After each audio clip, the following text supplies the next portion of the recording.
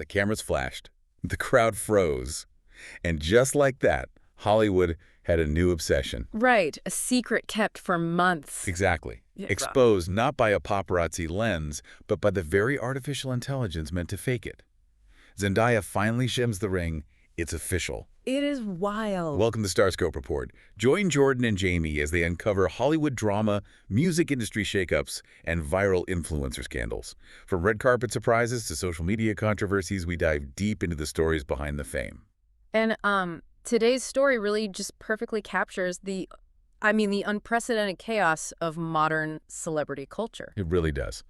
Because today, we are unpacking the most chaotic, modern celebrity wedding reveal in history. Oh, absolutely. We have a massive stack of sources in front of us for this deep dive into the story. We're looking at pieces from Esquire to Fashion Times, all the way to academic research from the University of Liverpool. Yeah, we're really running the gamut today. We are. And we are going to explore how an AI hoax, literally a fake internet rumor, accidentally forced Tom Holland and Zendaya to confess they are actually married. Which is still just mind-blowing to me. Right. But beyond the gossip, we are diving deep into what this reveals about the intense, often, legally murky impact of fame on celebrity families. Yeah, because it's really a profound collision of generative technology, privacy law, and pop culture. Mm-hmm. And it exposes flaws in the system that affect people who, frankly, never even asked to be famous. Exactly. So we have to set the scene first, right? Because the breadcrumbs leading up to this, they were dropped over the course of months. Oh, yeah. Slowly but surely. Right. So Tom and Zendaya have been notoriously guarded since they first met on the set of Spider-Man. Homecoming went back in 2016. Yeah, 2016. A decade ago. Insane. So fast forward to early 2026, they've been engaged since September 2025 when Zendaya debuted that stunning diamond ring at the Golden Globes. Which was a moment in itself. Huge moment.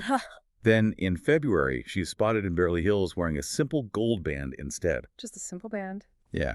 So the rumors start swirling. But then March 2026 hits. Zendaya's longtime stylist, Roach, drops a major bombshell on the Actor Awards red carpet. He really did not hold back. No. He literally tells the press, the wedding has already happened. You missed it. And, at the time, everyone assumed he was just stirring the pot. I thought he was. Right, because people know Roach has this very playful relationship with the media. He loves a moment. He does. But he refused to back down. A couple of weeks later at the Oscars, he doubled down on the statement saying, I said what I said. Which is iconic. Completely. Yeah. And then, right around the same time at the Essence Black Women in Hollywood Awards, the host, Marseille Martin, she playfully asks Zendaya to give a sign if she is officially a married woman. And what does she do?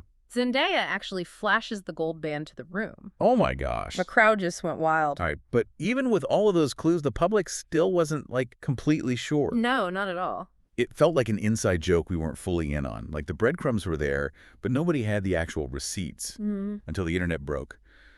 Out of nowhere, these hyper-realistic images of Tom and Zendaya at the altar just flood social media. Everywhere. You couldn't open an app without seeing them. Literally.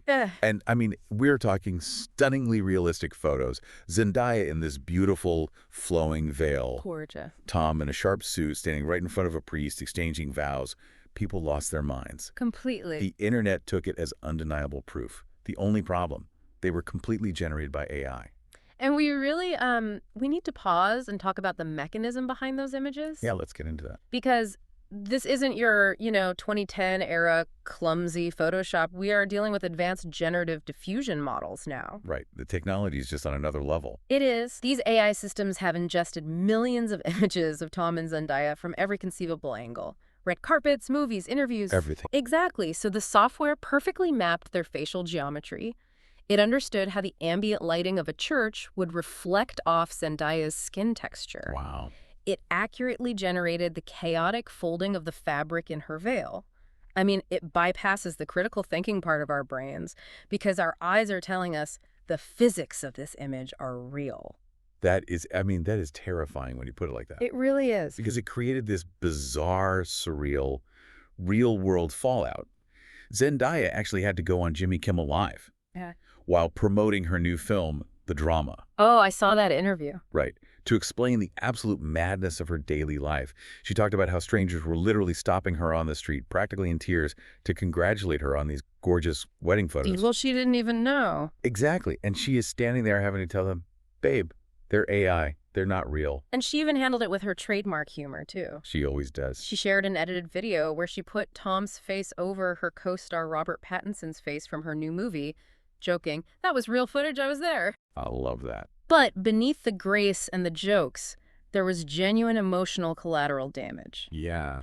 This is where the story shifts from a funny internet hoax to something genuinely disruptive. Family impact. Exactly. The AI was so technologically convincing that Tom Holland's own grandmother saw the images online. Oh, that breaks my heart. And she was devastated. She genuinely believed the wedding had happened in secret and she had been purposefully snubbed from the guest list. Just imagine that. Right. Imagine the heartbreak of thinking you weren't invited to your own grandson's wedding simply because an algorithm was really good at rendering lighting and fabric. Wow. Zendaya confirmed to Kimmel that several people in their real personal lives were misled and deeply hurt about being excluded. It's like a digital Trojan horse. Oh, that's a good way to put it. Right. The internet built this fake, flashy wooden horse just for clicks, but when it cracked open, it actually breached the walls of their incredibly guarded private lives. Exactly. They spent years building these massive walls around their relationship, and the internet just bypassed the walls entirely by dropping a fake digital wedding right in the courtyard. It's crazy. It wasn't a paparazzo hiding in the bushes that got them. It was a completely fabricated event that forced them to manage the emotional fallout of their own family members. And that's not even the wildest part. No, it gets crazier. Wait till you hear how a 6-second silence accidentally confirmed the truth to the entire world. This is the turning point of the entire saga. It really is. Yeah. So we get to the main event, the confession. Yes. Tom Holland sits down for his recent Esquire UK cover story interview. It's this wide-ranging piece, but eventually the journalist brings up the AI photos. Of course they do. Naturally. And they ask Tom a very specific, pointed question. They ask, did you have to send out messages to reassure family members that the AI photos were fake? And if you actually read the transcript of that interview, which was provided by YTN, there's an agonizing detail that just jumps off the page. When asked that question, Tom doesn't answer immediately. He sits in complete silence for about 6 seconds. 6 seconds. I mean, 6 seconds in the middle of a recorded interview is an eternity. It is a lifetime. You can almost see the mental calculus happening in his head in real time. Just the gears turning? Exactly. He is trapped. If he says, yes, I had to tell them they were fake, he's lying to protect a secret that has already caused his grandmother pain. Right. But if he tells the truth, he surrenders the one thing he has fought so fiercely to keep private. And after that eternity of silence, he delivers the ultimate accidental confirmation. He just says, no, because they were all there. No, because they were all there. I get chills just thinking about the journalist's face in that moment. Oh, they must have been stunned, realizing they just got the exclusive confirmation that the wedding actually happened. And Tom immediately throws the walls back up. He delivers a swift, protective follow-up. He just says, that's all you'll get on that. Boom. Shut it down. He surrendered the truth to protect his family's feelings, but he immediately set a firm boundary. What is fascinating, though, is the shift in their public posture immediately following that interview. Oh, it was night and day. The very next day, Yeah. on June 17th, just one day after this massive Esquire piece drops, the couple attends the Spider-Man. Brand new day photo call in Amsterdam. Yeah. And the vibe was completely different. It was triumphant. They weren't hiding anything anymore. The visuals at that photo call were striking. I mean, Tom was wearing this sharp all-black suit with a subtle, colorful tie, looking exceptionally composed. Very James Bond. Totally. And Zendaya, true to form, looked stunning in a high-collar, black and white Louis Vuitton tailcoat top and a vibrant red miniskirt. She always kills it. But all eyes were on her hands. Yeah. Because for the first time, she was openly, proudly showing off the stacked wedding band right alongside that massive statement, Tiffany & Co. ring. Just right there for the cameras. Exactly. No more hiding it in her pockets. No more cryptic clues on red carpets. It's official. And honestly, reading Tom's quotes from that Esquire interview gives you so much respect for why they protected this so fiercely for so long. He really does. He talked about how stressful the entertainment business is, and he called Zendaya his best friend. Uh, He specifically said, "I have never felt so supported and safe. Ever. Period." that word safe is really the crux of it, isn't it? I think so. In an industry that constantly demands a piece of you, your relationship is one of the few things you can keep just for yourself. They had managed to keep the actual event safe and private right up until the AI forced the issue. Exactly. Hey, by the way, if you're loving these Hollywood twists, make sure you're subscribed. We've got even crazier stories ahead. We really do. But later in this deep dive into the sources, we'll talk about the shocking twist nobody saw coming. How Tom's grandmother getting tricked by AI exposes a massive legal crisis hiding in plain sight. And it's that exact emotional fallout with Tom's grandmother that exposes a massive blind spot in our privacy laws. It really transitions us from a pop culture moment into a really serious media regulation issue. Let's get right into that. Because Tom Holland having to reassure his grandmother isn't just a funny anecdote for a late-night talk show. No, not at all. It perfectly illustrates a much darker reality. When someone gets famous, their family is involuntarily dragged into the spotlight. They become collateral damage in the splash zone of fame. There is some brilliant academic research on this, actually. Oh yeah, the Liverpool study. Yeah, by Dr. Gemma Horton, published through White Rose Research Online at the University of Liverpool. Her work raises a critical question about how we regulate the press and protects the privacy of people who never asked to be famous. Right. To understand the why behind this harassment, we have to look at the economics of modern journalism. Dr. Horton points to the Cairn-Cross Review. It was a massive deal. It was a major investigation into the sustainability of high-quality journalism. And the findings of that review basically pointed to ad revenue. Yeah. Right, like the pressure of the click economy. Exactly. The media landscape has shifted dramatically from print subscriptions to digital platforms. Online publishers are desperate for clicks to generate programmatic ad revenue. So they need volume. Volume and shock. The algorithm rewards shock value and emotional engagement, not necessarily accuracy or restraint. Celebrity gossip is a massive, cheap driver of that high-volume traffic. That makes total sense. So the economics of the internet actively incentivize journalists to push moral boundaries. Right, so the demand for content is so incredibly high that they start looking for any angle they can find, and often that angle involves the family. Exactly. The research brings up some specific, devastating examples to ground this. It's not just Tom's grandmother getting confused by an AI photo. We've seen ordinary family members aggressively targeted. Oh, absolutely. Look at the English cricketer Ben Stokes. Yes. The Sun published a front-page story exposing a deeply traumatic, violent event that happened in his mother's life in New Zealand 30 years ago. Unbelievable. 30 years? Why did they do it? Simply to sell papers based on her son's fame. Or look at the actress Jamila Jamil, who had to take to social media to call out how her own mother was being relentlessly harassed by a journalist trying to dig up dirt. And this is where the legal mechanism becomes so important to understand. Okay, let's break that down. In the UK, for instance, regulators are constantly trying to balance two fundamental rights under the European Convention on Human Rights. Right. On one side, you have Article 10, which is freedom of expression, essentially the media's right to publish and the public's right to know. Got it. On the other side, you have Article 8, which is an individual's right to privacy. Okay, so how does a normal person, like a celebrity's mother or sister, actually fight back when a paper violates their Article 8 right to privacy? Well, in the UK, they usually have to go through IPSO, the Independent Press Standards Organization. It is a self-regulatory body for the newspaper and magazine industry. But the mechanism for filing a complaint is heavily weighted depending on who you are. The courts in IPSO are actually very effective at protecting the children of celebrities. Right, because children lack autonomy. That makes sense. Exactly.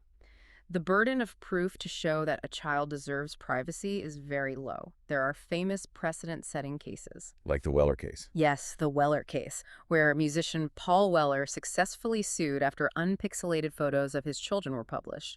Or the Murray case, where J.K. Rowling successfully argued that her son had a reasonable expectation of privacy while being pushed in a buggy down the street. So the law recognizes children are vulnerable. It does. But Dr. Horton's research points out that where the system entirely fails is with adult relatives. Yes, it's a massive regulatory gray area. IPSO leaves adult relatives largely unprotected because the burden of proof to demonstrate a reasonable expectation of privacy is suddenly incredibly high. Wow. Take the case of Stacey Solomon's sister Gemma. A publication printed photos of her in her wedding dress without her consent. She filed a complaint with IPSO, arguing she wasn't a public figure and didn't consent to her wedding being public content. She lost. Wait, really? She lost? She lost. IPSO essentially ruled that because her sister is famous, and she occasionally appeared on her sister's social media, her privacy rights were diminished. Okay, let me play devil's advocate here for a second. Go for it. I want to push back on this on behalf of the press. If celebrities like Tom Holland and Zendaya essentially use their relationship, their chemistry on red carpets, their joint interviews, to market massive billion-dollar franchises like Spider-Man, does the media have a justified public interest argument to pry into their weddings and, by extension, their families? I see what you're saying. Like, you can't just turn the spotlight on when you want to sell movie tickets and demand total blackout when you want to get married, can you? It's a common argument, and it is exactly the defense tabloids use. But if we look closely at Dr. Horton's research and the ethical codes governing journalism, there is a strict, vital line drawn. Regulators differentiate between what is in the public interest and what the public is merely interested in. Oh, okay. That is a huge distinction. Yes. Wait, let me make sure I'm understanding this clearly. Exposing a politician who is embezzling taxpayer money that is in the public interest, it serves society. Exactly. But exposing what that politician's sister wore to a private family dinner, that is just what the public is interested in. It's just gossip. You nailed it. That is the defining insight of this entire debate. Interesting. Something in the public interest protects public health, exposes crime, or prevents the public from being significantly misled. What the public is merely interested in is vapid tittle-tattle. Vapid tittle-tattle. I love that. Right. A secret wedding, a grandmother's reaction to a fake photo, or a 30-year-old trauma in a cricketer's family. Those are things people are highly curious about. They generate millions of clicks, but there is no democratic, societal public interest in exposing them. So Dr. Horton's academic research is arguing that the rule book essentially needs an update. Yes. The paper strongly argues that IPSO needs to implement enhanced, specific self-regulatory rules to protect adult family members. Right. Because, as the research states, these are individuals who were dragged into public life against their will. Dragged into public life against their will. That is such a powerful phrase. It really hits home. Because they really are. Tom Holland's grandmother didn't sign up for a multi-picture Marvel contract. Exactly. Ben Stokes' mother didn't sign up to play international cricket. Yeah. Yet they are forced to deal with the anxiety, the harassment, and the emotional distress that comes with their relatives' fame. It's just not fair. Stay tuned and hit that subscribe button so you don't miss what's coming next. Because as technology evolves, these privacy issues are only going to get more complicated. Oh, they absolutely will. I mean, regulatory bodies like IPSO are already struggling to balance Article 8 privacy and Article 10 freedom of expression with traditional journalism. Yeah.